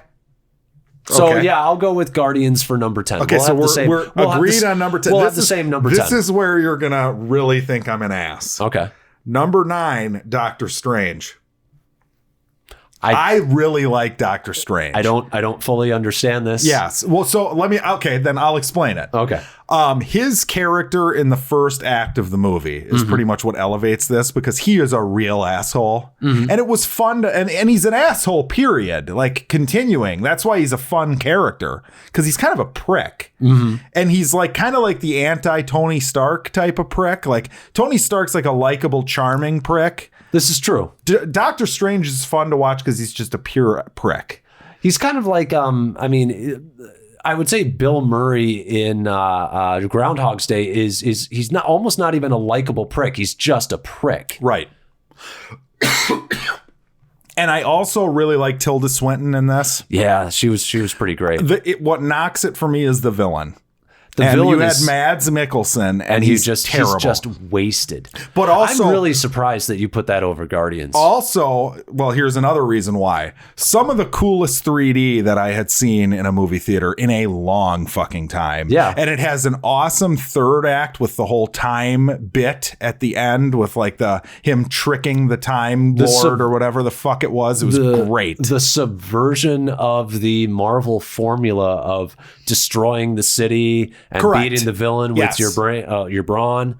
Yeah, that was good. Yeah, I loved it. I think it's a highly underrated movie. I know that people don't agree. I know that it's kind of I complained about Captain Marvel kind of being stock in like a movie you would have seen in the early MCU days. Right. I guess Doctor Strange is the same. It's an origin story, pretty, but it's got a cleaner narrative that works a little bit better, right. and the effects are more impressive. Oh, the effects are fucking great in that and movie. the action is better. Yes. So yeah, that's going in at number 9. Okay.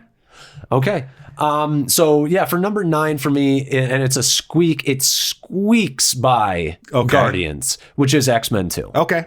X2, X-Men United. Yeah. Sure. That wasn't unnecessary. You can hold off on talking about that one because we will get to that. Okay. It was spoilers. Okay. I'll just say that the mansion break-in sequence is basically the best Wolverine scene maybe ever. Maybe even better than anything in Logan. Yeah, I'd have to think about that. But yes, it's fucking great. Yeah. He's great in that. It's a great origin story for Wolverine built into the X-Men movie. Yes. And it's the most X-Men that the X-Men ever really felt to me in the movies. Yes. And what's his name as Brian Cox as the bad guy who he was great. Yep. Number 8, the first Avengers. Ah, yes. Great movie. Yes, it Just really is. Great. Yep. So this is where it gets a little tricky. Okay. Because now I'm running out of spaces and there are some really great movies. I knew this was going to happen. Because when I did this, I took 5 minutes and actually looked at a list and did this. It was tough. Yeah. There were a lot of movies that got erased. Yeah. from my list as I went. So I'm going to go Iron Man 1 Okay. for number 8. All right. Yeah. Fantastic introduction to this character. So much heart, so much humor. And kicked off a franchise that redefined film. Yes, it was good. It started the whole craze. Yeah. It was awesome. Number 7, Avengers Infinity War. Oh. Comes in at number 7 on my list. Oh, yeah. He's sick. I'm grimacing. He's grimacing. Yeah. Okay. We'll wait to talk about it till we get to you, but continue. You're at 7 now. Yeah. Give me a. This is my vape break. Give me a beat.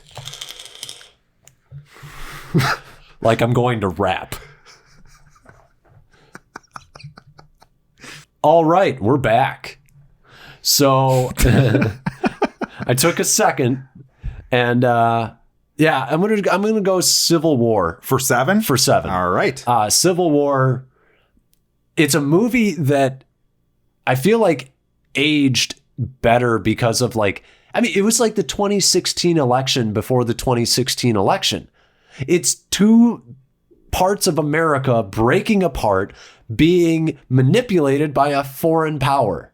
It's so disgusting to me that Batman vs. Superman was so much worse. Yeah. Like, I'm sorry, but you fucked up, you morons. It's in retrospect, it's so easy to see because it's like you built up to this. Correct. You know, Yeah.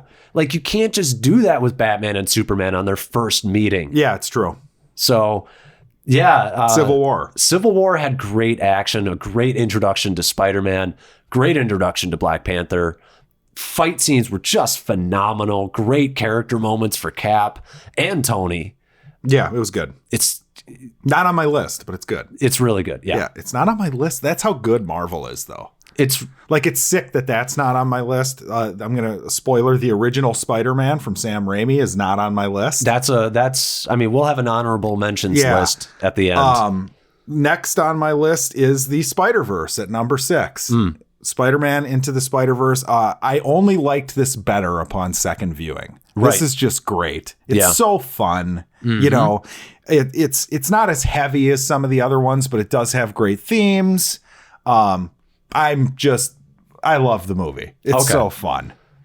What are we on? 6? 6. Yeah, that was actually my number 6 too. Okay. Is Into the Spider-Verse. It's fucking phenomenal. If somebody argued that it should be higher, like top 3, I wouldn't fight them on it at all. No. No. Well, and that's where we're getting to now.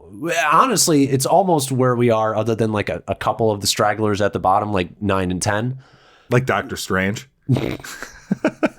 Well, I'm talking about my list, but I just get into like it's basically God tier of Marvel. You could put them all at number 1 if you wanted. Sure. What's so you had Spider? So we're at 5 now. Top 5. Logan. I'm putting Logan in here. Okay. Yep. Don't agree. I know you don't, and I watched it recently, and it is really fucking good. Hugh Jackman and Patrick Stewart are just so good. It's a great send off for both characters. They both have their moments. Right. The look of it is great. When I first saw it, I was told like I should expect like Dark Knight good. I don't think it's quite that. I don't think it's close to that. I don't either. But Dark Knight is like one of those like, if It's you're an going outlier. in expecting that, it's yeah. But it's great. It's great. I really like it. I don't know. Logan's a little bit of a sore subject for me just because I had high hopes for it and I was a little disappointed. Still a good movie, obviously. Right. Not saying that. Just a little disappointed. I liked it way more on second viewing. Okay. Starting the top 5, we'll go with the original Avengers. Okay. This movie is written so fucking well. It's impressive. It's insane, the character writing on it. Really, the only problems, I don't even think some people say the beginning is slow. It's character stuff. It works. My problem is Cap's costume design is atrocious and the cinematography is a little TV movie. But beyond that, it's fucking flat out great. It is great. And it's fun. It's plucky fun. Yes. Yeah. Yep. Number 4 for me is Winter Soldier. Okay. Just fantastic action blockbuster flick. Fell in One of the love. best. Fell in love with that movie the first time I saw it. Yeah, it's great. It's got great character shit, great action scenes, really good. Yeah. Number 4, huh? We're such dude bros doing a top 10 list right now, by the way. Yeah. This is just such nerd culture dude bro things to do. Oh man. Now we're getting into the pick your favorite child territory. Okay. And who's your fourth favorite child? Oof. Because all of these could be number 1. It's so sickening. This means vape break for me. All right. I can't believe if you had told me 10 years ago that this was going to happen, I'd have shot you in the face. Okay, what is it? Hurry up. Spider-Man 2 is my number 4. Oh, that's disgusting. It is. It's a great fucking movie. And maybe it's just because I haven't revisited it in a while. But it is a beautiful movie. But I just like these other ones signing better. off, guys. You guys have a good night. Gee, I wonder what Jackson's number 1 is. Oh, gee, wonder. Number 3 for me is Iron Man.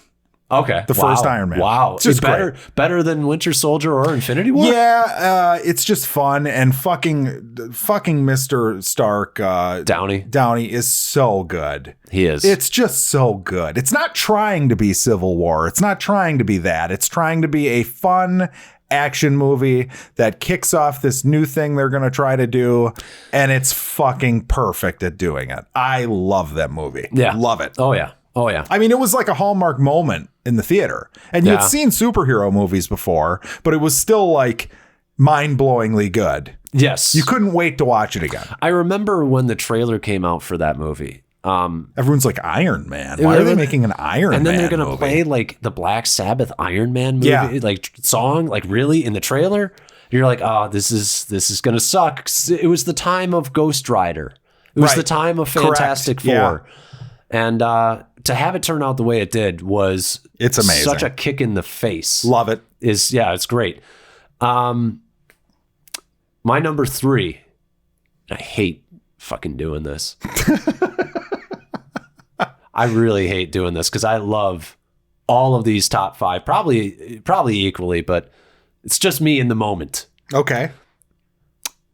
Thor Ragnarok is number 3. Oh, fuck. See, there you go. That you found it. Combo breaker. You found it. It should be on my list.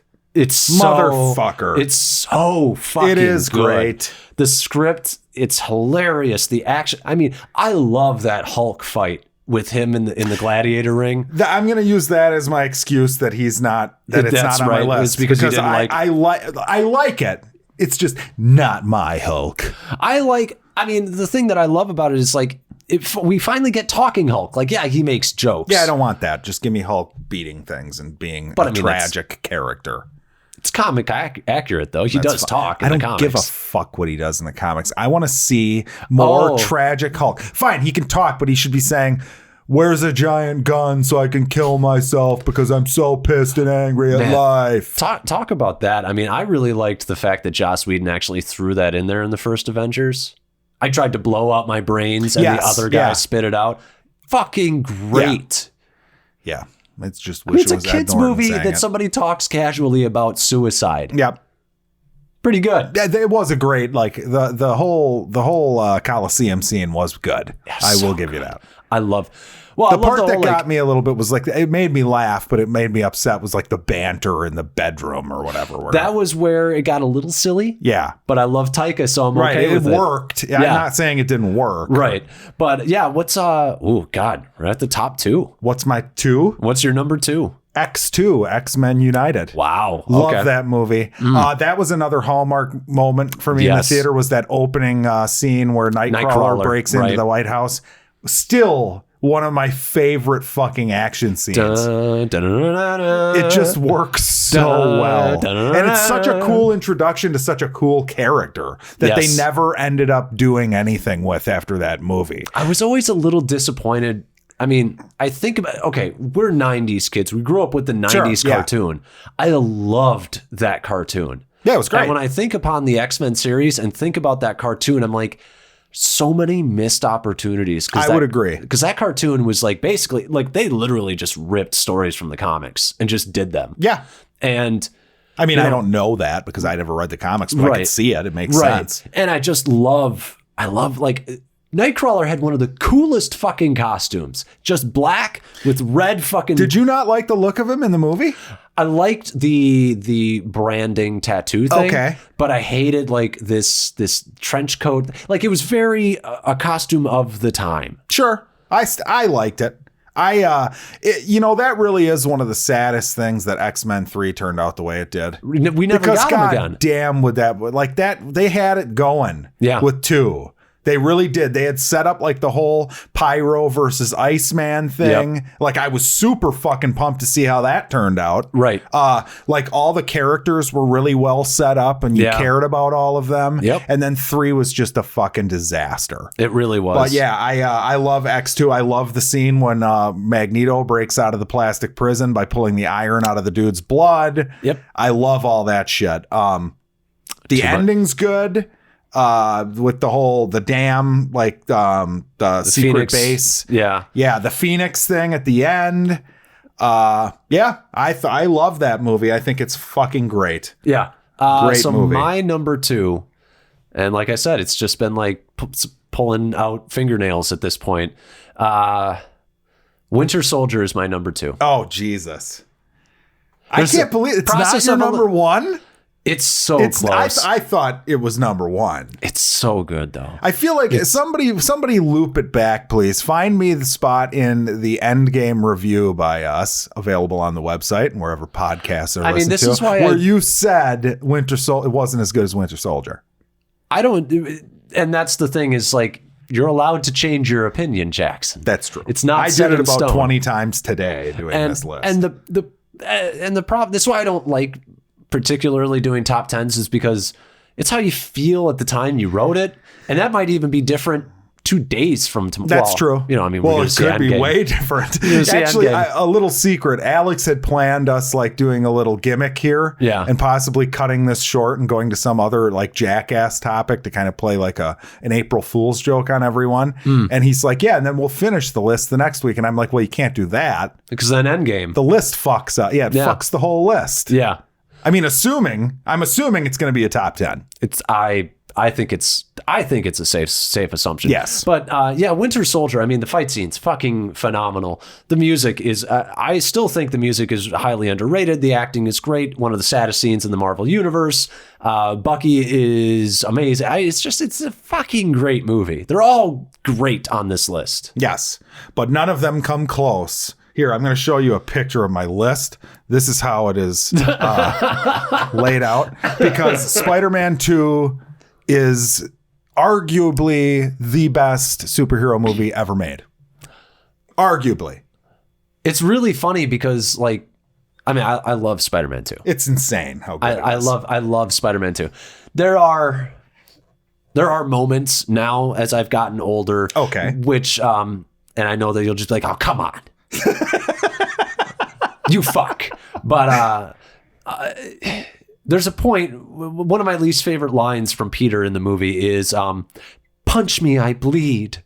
Whatever. It's Sam Raimi shit. It's saccharine, and it's I still love the movie though. I mean, it made my top 10. It made can't even remember, did it make my top 5? I don't know. You're not tracking it? No.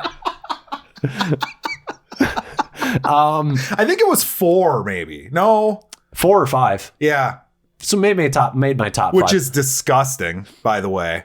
And that's the problem. I mean, this list could be different in 10 years from now once these other movies are older and I've seen them as much as Spider-Man 2. I mean, Spider-Man 2, little bit about me. I saw Spider-Man 1 and I was like, this is one of the greatest things ever. I love this movie. New lust for life. Yes. Like one of my first like Full Dates was on that movie. I was surprised that Spider-Man didn't make your list, to be honest with you. I really like the first Spider-Man. I mean, that's an honorable mention for me. But Spider-Man 2 was the movie that made me like, I want to study film. I want to make film. I want to be in film. Okay. It's that defining for me, but I'm still able in this time to sort of look back and say it worked for me great back then, but the cheesiness and the campiness doesn't work as well as it did for me when I was 17, 18, 19, 20. I love it. It reminds me of if the Evil Dead director made a superhero movie. Which, yeah. No,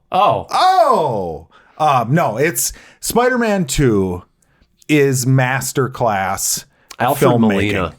Alfred Molina, a great villain. Yep. The fucking Aunt May shit in it is amazing. She's great. The like heroic moments in it. Like, I'm sorry, but that fucking train scene where he stops the train with his mask off and they carry him through it, like it gives me goosebumps. It's so good. If we're going to talk about like top superhero moments, it's probably one of the best like superhero moments in cinema. The way that they made, and this is something that I feel is missing from both the Amazing movies, obviously, which I would like to piss on their grave, but and the new one, is that the city is a character in those. Like, it feels like a character. I actually kind of felt like that's sort of how it felt in Homecoming. They tried to get a little closer to that. There was like the bodega owner with the cat. Okay. And the sandwich. I don't think it, like the goofy extras with their little lines that they say in the background and shit. Like, it's so good. It's a web. It's so good. The monologue by Dr. Octopus when he's just like talking to himself about, like, it's like you can see the comic book bubble above his head as he walks around and, It's very heightened. It's very comic booky in that regard. It's so good. It's the only, I will say this. When people ask me what my favorite superhero movie is, everyone expects The Dark Knight as the answer, and I can't say it.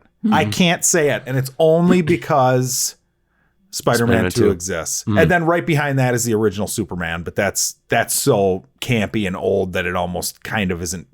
It's not the same kind of love for that, but it's still great. It's tough. It's tough with those old ones. Right. I mean, and that's sort of where I'm at now. It's sort of like they age.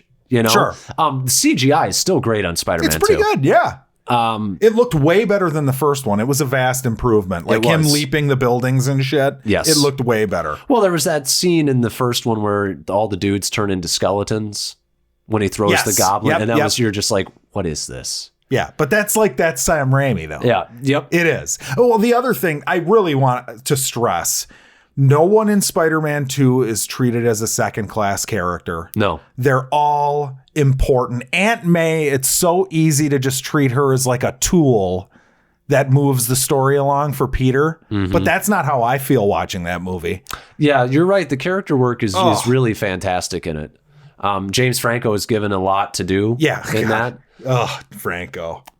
And then Avenge me! And then the third one they had to have, you knew this was coming, Pete. Oh God. The ending. Yeah. The ending. The fucking cliffhanger setup for the third one. Yeah. And there's another shameful. I gotta say though, I like the ending of Spider-Man the first one more. Okay. I love the tragic hero not getting what he wants because it's not. Yes. It's selfless act. Yes. I love it. I mean, I could just talk about this movie forever. The raindrops keep falling on my head. That whole bit. I remember. Amazing. That's another one of the bits where I'm like, not a fan of this. No? Not a fan. Oh, it's fucking great. Though I do love when he's fixing his bike and the bike thing falls out the window. He's like, sorry. I like that. It's great. But I will say, though, the third one, like the evil emo Spider-Man dancing through the streets, that one doesn't work. No, nothing. But the second one I thought worked well. But yeah, I do love that movie. So you like Infinity War? I love Infinity War. Yeah, that's your number one. I cannot. I'm just in awe. Like it's very similar to Spider-Man 2 in that I'm in awe of this movie. I'm in awe of what it is able to accomplish. They're vastly different movies. Yes, they are. Very different. I mean, it's like comparing like Star Wars with like Driving Miss Daisy or something. It's like comparing like what was that zombie World War II movie?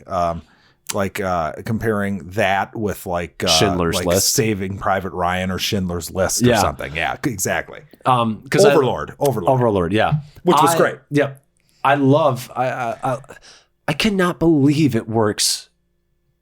I mean, it's not just it works as well as it does. It works amazingly. It's not just because when somebody says, I can't believe it works as well as it does, it's almost like a backhanded compliment. Like, I can't believe it works, this well. Yeah, I mean, but it's a true statement because there's so much that needs to be done. There's so many characters. I can't believe Black Panther didn't make either of our top 10s either. That's an honorable mention. Yeah. It's so good, but it's just. What do we have for honorable mentions so far? We got Spider-Man, Black Panther. Spider-Man, Black Panther. Shit. I guess for me, Thor Ragnarok. Yeah. I really have a soft spot for that first Thor. I have a soft spot for the first Incredible Hulk. So I love that movie. So. God, I mean, there's some really good ones in there still. Yeah. I mean, Endgame is coming. I can't believe it's happening. I like Homecoming. I like Homecoming. Oh, really? Homecoming. Homecoming would be like a lower tier honorable mention because I like that movie. I like that movie a lot. Black Panther. I'm just sort of like going through the chronological list in my head. Yeah, Spider-Man. Black Panther. It's crazy. This is crazy. This is a crazy time we live. Yes. What's crazy is Infinity War is your number one and not Spider-Man 2. Might have to cancel the podcast moving forward. One of these days, Jackson, bang, zoom, straight to Titan. What's that? Bang, zoom. I'm going to Titan? Yeah. Oh, well. It's fine. Always throwing out, maybe we'll just cancel the podcast. I wish we could just snap and have Alex disappear from this podcast and turn to dust. It's all right. As soon as Spider-Man 2 happened, I was like, yep, Thanos had a point. As soon as he what are you, number 4, number 5? Who would edit your podcast? Oh my goodness, that's true. I would have to learn how to do it. And then I would talk to myself. Also, all of the good people would come and bring me back. That's true. Yeah, because the deaths don't actually matter. I don't care. I love that sequence. It's great. It's a great sequence. I do wish there was a chance that none of them would come back. That's my problem. But I understand with what they've built and how it works. That's all. I mean, that's impossible, right? Right. Well, I mean, I look at it as it's like it serves dual purposes because Thanos won, and so in that way, the movie is complete. The person who had an arc throughout the movie, who made sacrifices, who made changes, that person won. It's not what we wanted. But it also serves the purpose of what are the stakes to undo this? Sure. Who dies? What are the costs? Yeah, but it's where it breaks my immersion because I'm like, well, that character's worth too much money. Oh, well, that character's worth too much money. You know what I mean? Like right. That's where it loses me a little bit. Right. I still love it. It's well done. It's so comic and it booky. Was so great to have the bad guy win. Just that feeling. And I loved him so much. Like when he's sitting watching the sunset, like he can finally be peace. Everything's peaceful for him because he just wiped out half the fucking galaxy or universe or whatever. And I love all of his kids. Like even like the woman who's like, she shows up in Wakanda and he's like, Black Panther's all like, you're in Wakanda now. All Thanos will have is dust and blood. And then she just goes, we have blood to spare. Yeah, that was good. Oh, the writing on this movie is so it's pretty fucking tight. good. Well, just the fact that you have an entire fetch quest scene with Thor and Rocket and Groot. Sweet rabbit. It's so good. Sweet rabbit. It's so good. Well, then pee in the cup and throw it out the window and then go again. Giant Tyrion. Oh. He said, Your hands are mine. Oh God, I love it. What does he say? That's what it means. Oh yeah, he said Thor's all like, "You're gonna take the full brunt of a star. It'll kill you. Not if I die first. That's what killing you means." It's so, but yeah, unbelievably good. I can't believe it's that good. It's real. It's real. like, and I said it walking out of the theater right to you when we saw it. I said, that is what it's like to read a comic book, these big crossover events. That's what it's like. And I'm like, I cannot believe, in the same way that when Spider-Man was pulled off the way it was in Spider-Man 2, same thing here. Just a different thing about comics, you know? I mean, it's just not as good as Spider-Man 2, but, you know. Spider-Man 2 is more emotionally engaging. That's what I will say for sure. Yeah, it's more dramatic. Right. But yeah, I mean, is that enough of us blabbing about Marvel? I mean, stay off the internet, folks, by the way. Yeah, stay off the internet. Spoilers. Don't stay everywhere. off the internet. You know, actually, you listen to the whole podcast now, so I really don't give a fuck if you get off the internet now. But yeah, there's no review episode this week. Yeah. There might be one next week. There will be. Are we going to record like early for this one? Can we get this one up? This one will be up really quickly. Okay. Yeah. Not this one, but the Endgame one. Right. Yeah. Yeah, we need to make that happen. Yeah. So that'll happen for all. And if you the text me peeps. Thursday night, podcast is canceled. I don't want to hear from you. I don't want to hear a fucking word from you. Not even ungodly. No, and I don't even want to see a Facebook post from you. I might block you on Thursday. Okay. Just know I'm not mad at you. I just don't want to know your opinion until we sit down and the record button's hit. Because if I don't like it, you're going to get mad. I'm thinking of my Facebook post already. Yeah. All right. Well, but thank you for listening. Another episode. Boredandanoid.com, and go check out Scene It Cast this week. I was on to review La Llorona. So La Llorona. Third time's the charm.